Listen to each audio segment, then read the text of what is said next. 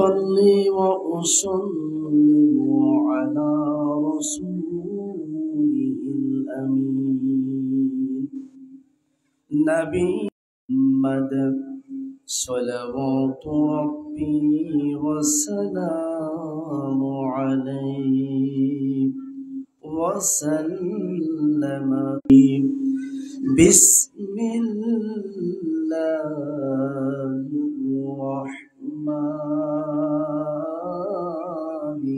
الرحيم الذي خلق الموت والحياة ليبلوكم أيكم أحسن عملا وهو العزيز الغفور صدقت يا ربنا وقال النبي صلى الله عليه وسلم الكيس من دان نفسه وعمل لما بعد الموت والعاجز من اتبع نفسه هواها وتمنى على الله رواه الترمذي وقال الله تعالى في شان حبيبه أميرا ومخبرا إن الله وملائكته يصلون على النبي يا أيها الذين آمنوا صلوا عليه وسلموا تسليما اللهم صل على سيدنا مولانا محمد وعلى آل سيدنا مولانا محمد সবাই একটু জিকির করুন লা ইলাহা ইল্লাল্লাহ লা ইলাহা ইল্লাল্লাহ লা ইলাহা ইল্লাল্লাহ লা ইলাহা ইল্লাল্লাহ মুহাম্মাদুর রাসূলুল্লাহ সাল্লাল্লাহু আলাইহি ওয়াসাল্লাম। ঐতিহ্যবাহী রামগতি উপজেলার চর আফজলের অন্তর্গত চৌধুরী বাজারে দারুন নাজাত কওমি মাদ্রাসা কর্তৃক আয়োজিত আজকের এই দ্বিতীয় বার্ষিক তাফসিরুল কোরআন মাহফিলে আমন্ত্রিত প্রধান আলোচক হিসেবে আলোচনা পেশ করবেন সুলতানুল ওয়াইজিন আল্লামা খালিদ সাইফুল্লাহ আইয়ুবীর সুযোগ্য খলিফা মাওলানা মুফতি আবুল কালাম আইয়ুবী সাহেব হাফিজাহুল্লাহ। বিশেষ মেহমান হিসেবে আলোচনা করবেন প্রখ্যাত আলেমে দ্বীন আমার একান্ত প্রিয় ভাই মাওলানা আব্দুর রাজ্জাক লক্ষ্মীপুরী সাহেব। আল্লাহ পাক মেহমান আসছেন, আলহামদুলিল্লাহ আমাদের মেহমান আমাদের মাঝে উপস্থিত হয়েছেন, আমরা অন্তর থেকে শুকরিয়া আদায় করি আলহামদুলিল্লাহ। এর পূর্বে আলোচনা করেছেন হযরত মাওলানা আহমদুল্লাহ রাসেল সাহেব খতিব চৌধুরী বাজার জামে মসজিদ। আরও আলোচনা করেছেন আমার একান্ত প্রিয় বড় ভাই, একান্ত শ্রদ্ধাভাজন ব্যক্তি হযরত মাওলানা এম ফয়েজুল্লাহ এনামি সাহেব, আল্লাহ পাক আমার এই প্রিয় ভাইকে দ্বীনের একজন একনিষ্ঠ রাহাবার হিসেবে কবুল করুন, বলুন আমিন।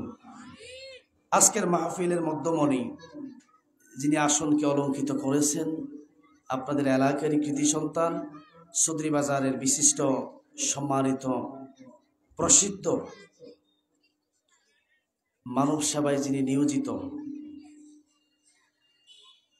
আলহাজ মাওলানা ডাক্তার মোহাম্মদ জবির আলী সাহেব, আমাদের সভাপতি সাহেব আমাদের মাঝে উপস্থিত আছেন। এজন্য আমরা অন্তর থেকে শুকরিয়া আদায় করি আলহামদুলিল্লাহ, এবং আল্লাহর কাছে দোয়া করব আমরা আল্লাহ পাক তিনাকে মৃত্যুর আগ পর্যন্ত মানবতার কল্যাণে কাজ করে যাওয়ার তৌফিক দান করুন। সম্মানিত উপস্থিতি, আজকের মাহফিলে আসতে পেরে আমরা খুশি না বেজার? আসার সুযোগ দিয়েছেন কে? আল্লাহ পাক যদি সুযোগ না দিতেন আসার কি সুযোগ হতো? এখনো অসংখ্য মানুষ তো বাহিরে আছেন, আল্লাহ পাক কি তাদেরকে সুযোগ দিয়েছেন? কি কথা বলেন? তৌফিক দিয়েছেন। আমি আল্লাহর কাছে দোয়া করব এবং বিনীতভাবে অনুরোধ করব, যারা বাহিরে দাঁড়িয়ে আছেন দ্রুত আপনারা এই কোরআনের মজলিস, কোরআনের জলসায়, জান্নাতের বাগিচায় ঢুকে পড়ুন।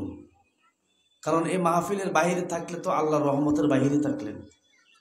এই মাহফিলটা যতক্ষণ পর্যন্ত চলবে এখানে আল্লাহর রহমত নামক সকিনা নাজিল হতে থাকবে। তাহলে বাহিরে যারা থাকবো এই সকিনার পাওয়ার সৌভাগ্য কি আমাদের হবে?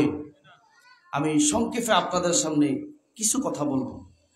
আমি কালামে মাজিদ থেকে 30 নম্বর পারা একেবারে প্রথম সূরা সূরাতুল মুলকের 2 নম্বর আয়াতটা আমি তেলাওয়াত করেছি, এবং রাসূলের মুখ নিঃসৃত বাণী থেকে তিরমিজি শরীফের একটা হাদিস আমি তেলাওয়াত করেছি। আল্লাহ সুবহানাহু ওয়া তাআলা যদি তৌফিক এনায়েত করেন, আমি কোরআনের এই আয়াত এবং রাসূলের এই মুখ নিঃসৃত বাণী সম্পর্কে আপনাদের সামনে দুই একটা কথা বলবো ইনশাআল্লাহ। সম্মানিত উপস্থিতি, আমি শুরুতে একটা প্রশ্ন করি। এই পৃথিবীতে আমাদের যে হায়াত আল্লাহ পাক আমাদেরকে দিয়েছেন, এই হায়াতটা কি নির্দিষ্ট না অনির্দিষ্ট? কথা খেয়াল করেন, নির্দিষ্ট না অনির্দিষ্ট? নির্দিষ্ট আছে তো। তাহলে আপনি আমি এই পৃথিবীতে কতদিন বেঁচে থাকবো, আমাদের এই আয়ু, আমাদের এই হায়াত আমাদের নামের পাশে আছে কিনা? তাহলে আপনি আমি এই পৃথিবীতে একটা নির্দিষ্ট সময়সীমার বাইরে থাকার কোনো সুযোগ হবে? এই জন্য আল্লাহ রাব্বুল আলামিন কালামে মাজিদের মধ্যে স্পষ্টভাবে জানিয়ে দেন, কুল্লু নাফসিন যায়িকাতুল মাউত। আল্লাহ পাক বলেন, ও দুনিয়ার বান্দা শুনো, যেই সমস্ত প্রাণী জীবিত অবস্থায় দুনিয়াতে এসেছেন প্রত্যেকটা প্রাণীকে মৃত্যুর স্বাদ গ্রহণ করা লাগবে। কথা বলেন ঠিক কিনা? এই জন্য আল্লাহ রাব্বুল আলামিন বলেন, বান্দা তোমাকে আমি দুনিয়াতে যেই পরিমাণ নির্দিষ্ট পরিমাণ হায়াত দিয়েছি, এই নির্দিষ্ট পরিমাণ হায়াতের বাহিরে তোমার 1 সেকেন্ডও দুনিয়ার বুকে থাকার কোনো অধিকার নাই। ঠিক কিনা? এই জন্য আল্লাহ পাক এই আয়াতের মধ্যে বলেন, আল্লাযী খালাকাল মাউতা ওয়াল হায়াতা লিয়াবলুয়াকুম আইয়ুকুম আহসানু আমালা ওয়া হুয়াল আজিজুল গফুর। আল্লাহ রাব্বুল আলামিন কালামে মাজিদের সূরাতুল মুলকের 2 নম্বর আয়াতের মধ্যে স্পষ্ট করে জানিয়ে দেন, তিনি তো সেই মহান সত্তা, তিনি তো সেই মহান রব, তিনি তো সেই মহান পালন কর্তা, তিনি তো সেই মহান রিজিক দাতা, যিনি জীবন এবং মৃত্যু দুটোই সৃষ্টি করেছেন। আল্লাযী খলাকাল মাউত। খুব লক্ষ্য করেন, এই আয়াতের মধ্যে আল্লাহ রাব্বুল আলামিন মাউত শব্দটাকে কেন এনেছেন, কি জন্য এনেছেন? আমরা তো এতটুকু জানি, দুনিয়াতে আল্লাহ আমাদেরকে হায়াত দিয়ে পাঠিয়েছেন, এরপরে আমাদের মৃত্যু হবে। কিন্তু আল্লাহ পাক হায়াতের আগে মাউত শব্দটা কেন আনলেন? এই পৃথিবীতে আমরা আসার পূর্বে যখন মায়ের গর্ভে ছিলাম, তখন আমাদের এই পৃথিবীতে আমাদের কোনো নাম নিশানা ছিল না। কথা বলেন ঠিক কিনা? এই জন্য আল্লাহ পাক বলেন, হাল আতা আলাল ইনসানি হিনুম মিনাদ দাহরি লাম ইয়াকুন শাইআম মাযকুরা। ও দুনিয়ার বান্দা শোনো, এই পৃথিবীতে ফাটানোর পূর্বে এই পৃথিবীর উল্লেখযোগ্য কোন বিষয় হিসেবে তোমরা পরিগণিত ছিলে না। কার কথা? তাহলে এই পৃথিবীতে আমাদেরকে ফাটানোর পূর্বে আমরা উল্লেখযোগ্য কোন নাম, কোন নিশানা, কোন আত্মীয় আমাদের কি পরিচয় ছিল? কেউ আমাদেরকে চিনতো? আল্লাহ পাক দুনিয়াতে যখন আমাদেরকে প্রেরণ করেছেন, এরপরে জীবিত অবস্থায় যখন প্রেরণ করেছেন, এবার আমরা হয়ে গেলাম কারো নাতি, কারো সন্তান, কারো ভাই, কারো ভাতিজা, কারো ভাগিনা। ঠিক আছে কিনা? কিন্তু মায়ের গর্ভ থেকে আসার পূর্বে আমাদের কোনো নাম নিশানা ছিল? এই জন্য খুব খেয়াল করেন, আল্লাহ রাব্বুল আলামিন এই জন্য স্পষ্টভাবে জানিয়ে দেন, আল্লাযী খালাকাল মাউত, তিনি সেই মহান সত্তা, সেই মহান রব, যিনি মৃত্যু সৃষ্টি করেছেন। সৃষ্টি করেছেন, মৃত্যু দিচ্ছেন কে? কার নির্দেশে?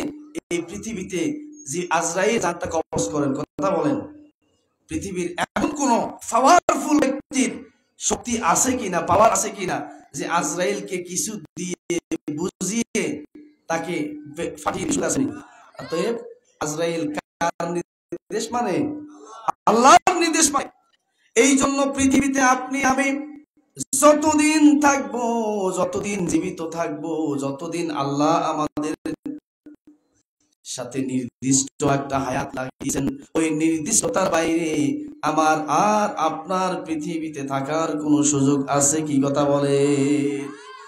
এই জন্য আল্লাহ রাব্বুল আলামিন স্পষ্টভাবে জানিয়ে দেন, ওয়ালিকুল্লি উম্মাতিন আজাল فإذا جاء أجلها لا يستأخرون ساعة ولا يستقدمون। আল্লাহ পাক বলেন, ও দুনিয়ার বান্দা শোনো, ওয়ালিকুল্লি উম্মাতিন আজাল, প্রত্যেকটা গোষ্ঠীর জন্য একটা নির্দিষ্ট সময় আমি আল্লাহ দিয়েছি। ফাইদা জাআ আজালুহুম লা ইস্তাখিরুনা সাআতাও ওয়ালা ইয়াস্তানিদান আইনামা তাকুনু ইউদরিকুমুল মাউতু ওয়ালাউ কুনতুম ফি বুরুজিম মুশাইয়াদা। কোরআনে আয়াত আছে নাকি নাই? আল্লাহ পাক বলেন, আইনামা তাকুনু ইউদরিকুমুল মাউত। ও দুনিয়ার বান্দা শোনো, তোমার যখন মৃত্যুটা সিনা বরাবর চলে আসবে, তুমি যদি মজবুত প্রাসাদ, মজবুত সিন্ধুকের ভিতরেও থাকো, আজরাইল সেখানেও তোমার জানটা কবজ করার জন্য চলে যাবে। ঠিক কিনা? ওয়ালা কুনতুম ফি বুরুজিম মুশাইয়াদা। আল্লাহ পাক বলে যে, বান্দা তুমি যদি মজবুত সিন্ধুক, লোহার সিন্ধুক, পৃথিবীর সবচাইতে মজবুত দ্রব্য দিয়ে যদি তুমি সিন্ধুক তৈরি করো, সেখানেও আজরাইল যাওয়ার সুযোগ আছে কি নাই? তাহলে আমাদের মৃত্যু থেকে পলায়ন করার, বাঁচার কোনো সুযোগ আছে কিনা? পৃথিবী আমার আসল ঠিকানা নয়, মরণ একই দিন মুছে দেবে সকল রঙিন পরিচয়। পৃথিবী আমার আসল ঠিকানা নয়, ঠিক কিনা? তাহলে এই পৃথিবীটা আমাদের কি আসল জায়গা? মৃত্যুর পরে একজন বান্দাকে জীবন দান করে।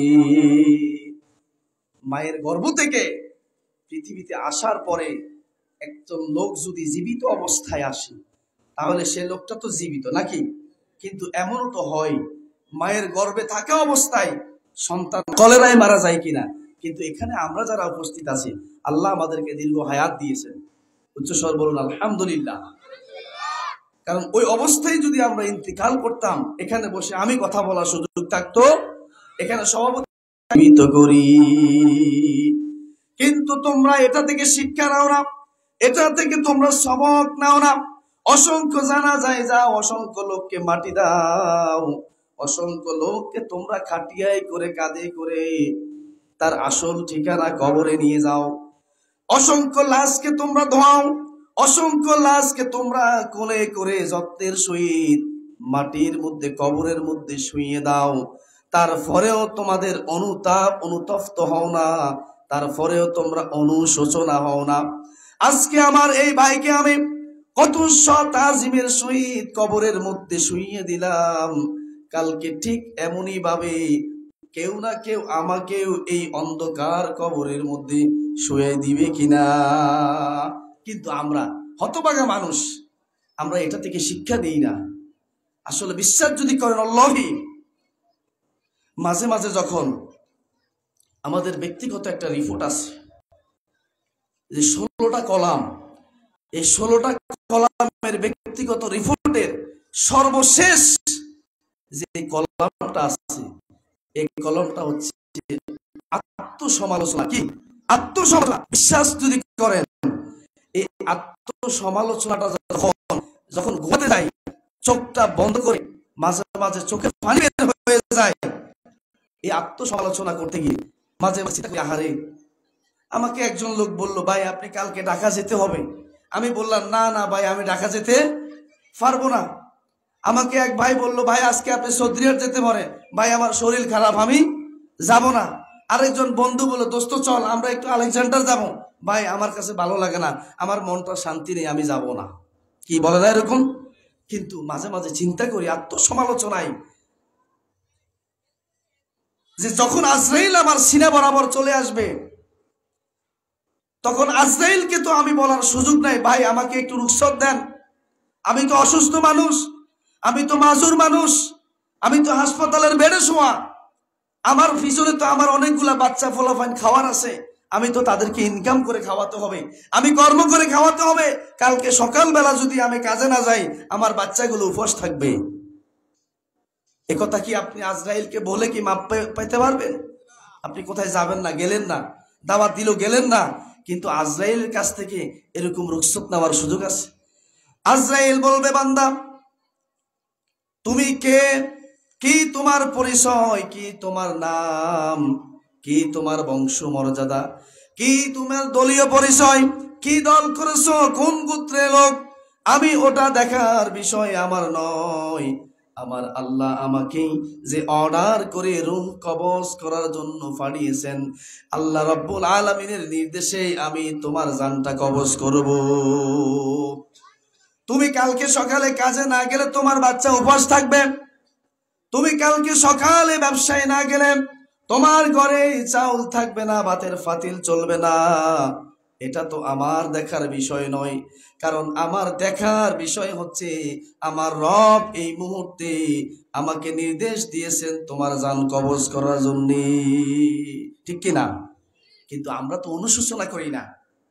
এই যে আল্লাহ মৃত্যুর পর থেকে আমাকে আপনাকে হায়াত দিয়ে দুনিয়াতে ফাটালেন, কিছু কথা বলতে পারি, শুনতে পারি, আসতে পারি, হাঁটতে পারি, চলতে পারি, খেতে পারি, ঘুমাতে পারি, এটা তো আমরা শিক্ষা নেই না। কারণ এটা থেকে শিক্ষা নিতে হবে কিনা, এই জন্য খেয়াল করেন, আল্লাহ খুব আফসোসের সহিত বলেন, বান্দাকে লক্ষ্য করে বলেন, কাইফা তাকফুরুনা বিল্লাহি ওয়া কুনতুম আমওয়াতান ফাআহইয়াকুম সুম্মা ইউমীতুকুম সুম্মা ইউহয়ীকুম সুম্মা ইলাইহি তুরজাউন। বলু আল্লাহু আকবার।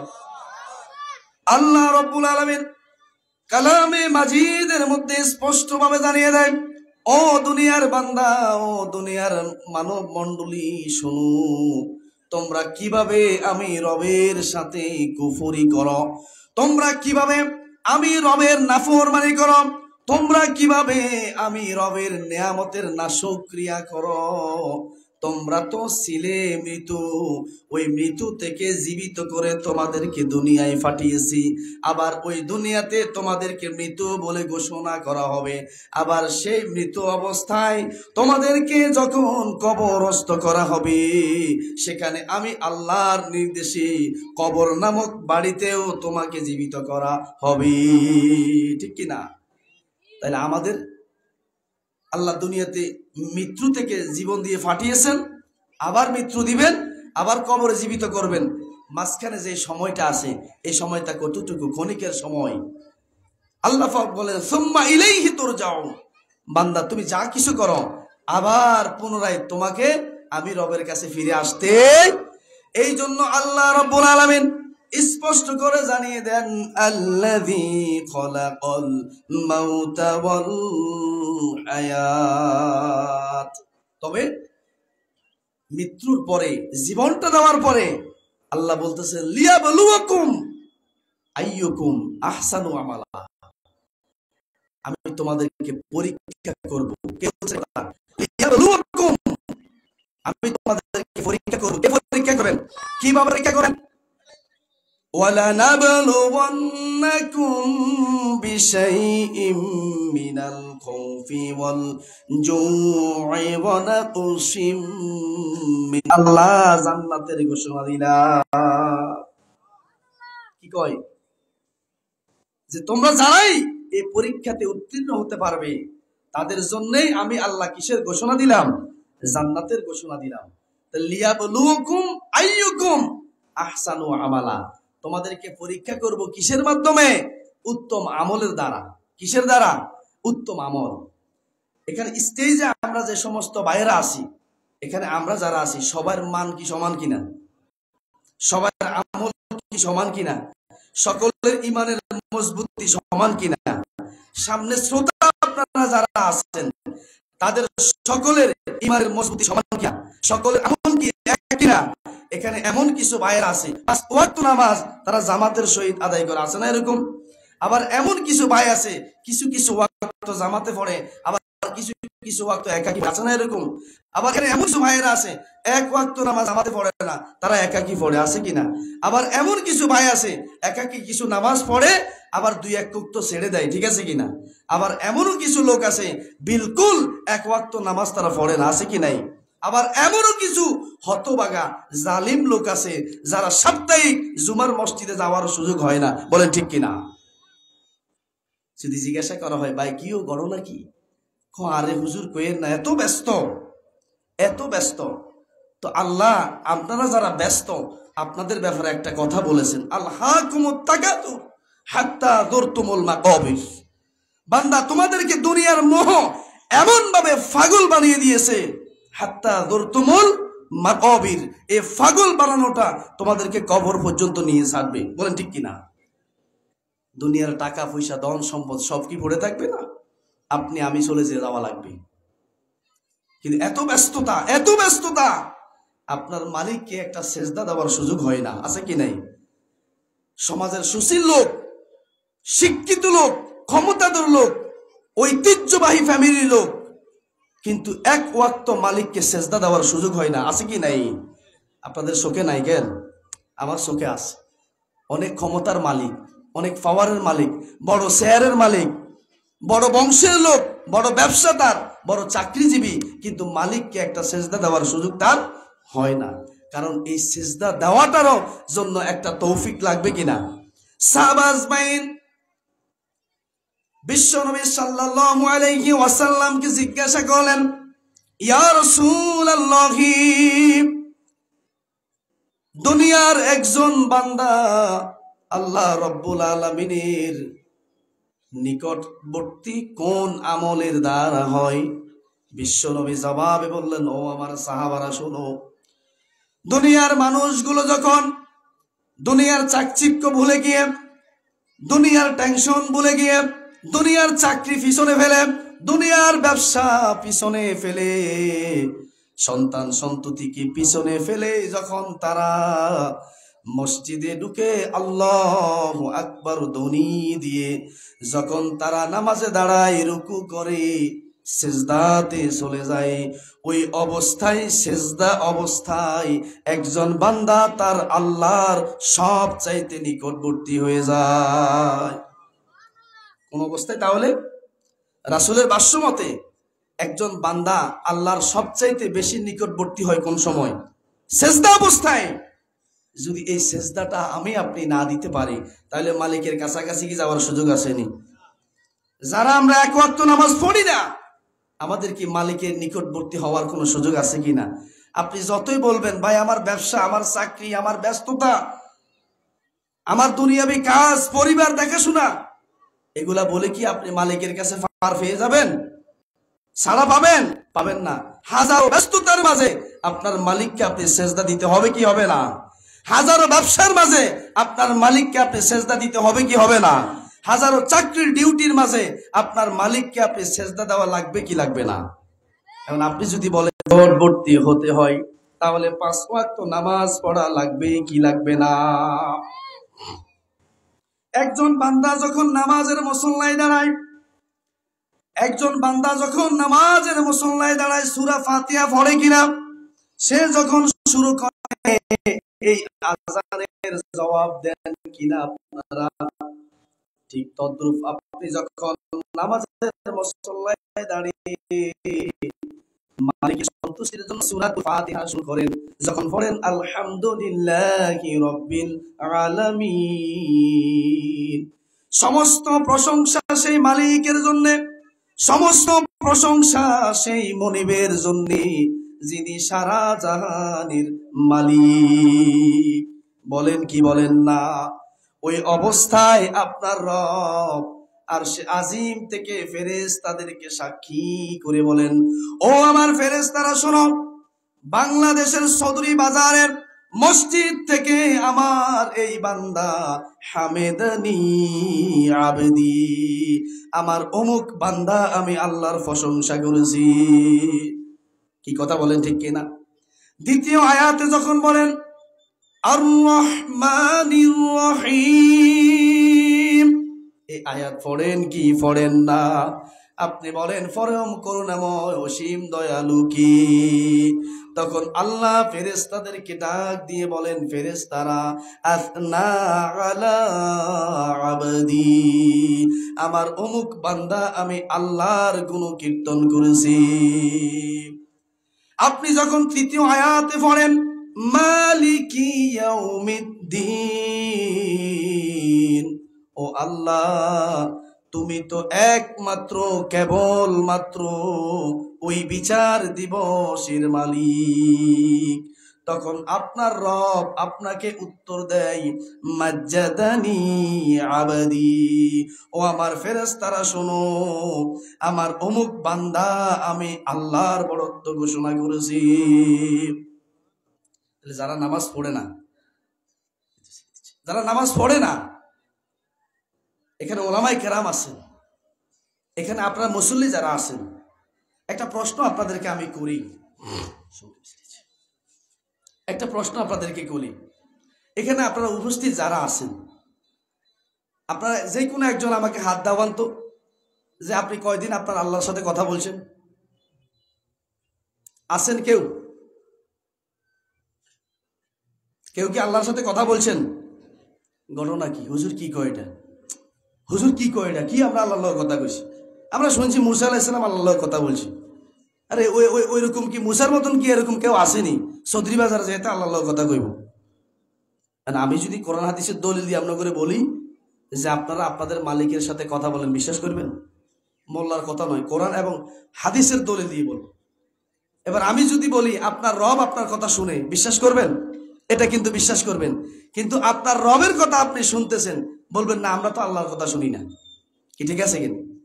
বিশ্বনবী সাল্লাল্লাহু আলাইহি ওয়াসাল্লাম হাদিসের মধ্যে স্পষ্টভাবে জানিয়ে দেয়, ওয়ামান আরাদা আইয়ুকাল্লিমাল্লাহু ফিদ দুনিয়া ফালইউসাল্লি। ও আমার উম্মতেরা শোনো, দুনিয়াতে যদি কোনো ব্যক্তি তার মালিকের সাথে কথা বলতে চায়, সে যেন ফালইউসাল্লি, ওই ব্যক্তি যেন নামাজ পড়ে। কিছুক্ষণ আগে এশার নামাজ পড়ে আসছেন কিনা? এশার নামাজের ভিতরে আপনার মালিকের সাথে কথা হয়েছে কিনা? ওর কথা কয়। আপনি তো ফাতিহা পড়ছেন, আপনার মালিক জবাব দিছে কিনা? ওর কথা জবাব দিছে না? এবার আপনি আপনার মালিকের সাথে কথা বলছেন। ওমান আরাদা আন ইউকাল্লিমাল্লাহু ফিদ দুনিয়া ফালইউসাল্লি, যে আমার কোন উম্মত যদি দুনিয়াতে আল্লাহর সাথে কথা বলতে চায়, সে যেন 5 ওয়াক্ত নামাজ পড়ে। তাইলে যারা নামাজ পড়ে তাদের রবের সাথে তাদের কথা আছে কিনা?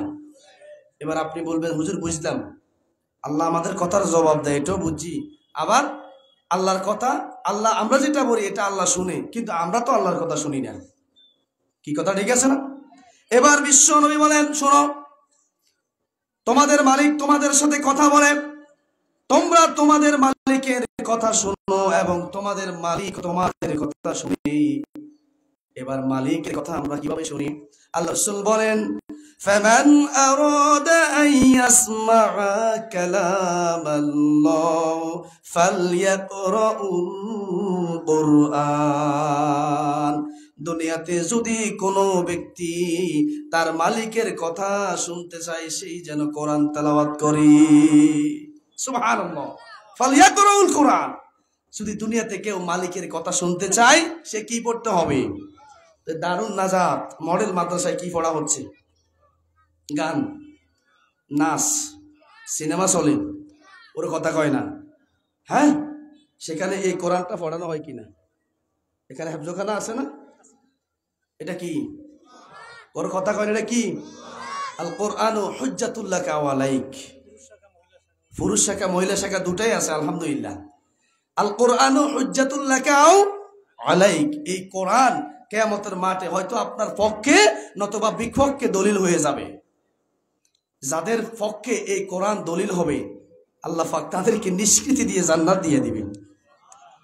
আর এই কোরআন যাদের বিপক্ষে দলিল হবে, এই কোরআন সামনে দাঁড়িয়ে যাবে মালিক, চৌধুরী বাজারের অমুক লোক আমাকে কখনো এই জীবনে আমি কোরআনকে স্পর্শ করে নাই।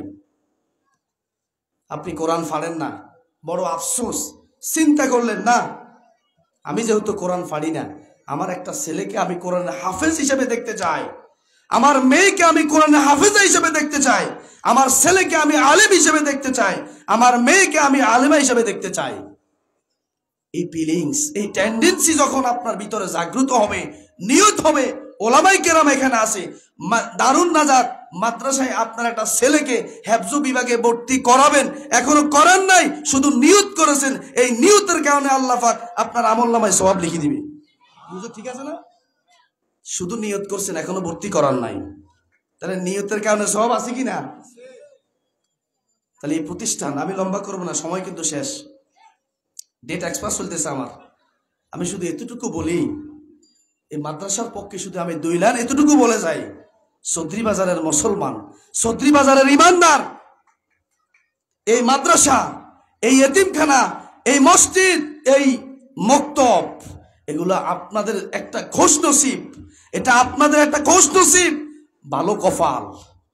আজকে যদি এই মাদ্রাসার জন্য 2 টাকাও আপনি দান করেন, এটা কি বিফলে যাবে? ওর কথা বল না, এটা কি জলে ফেলে দিবেন?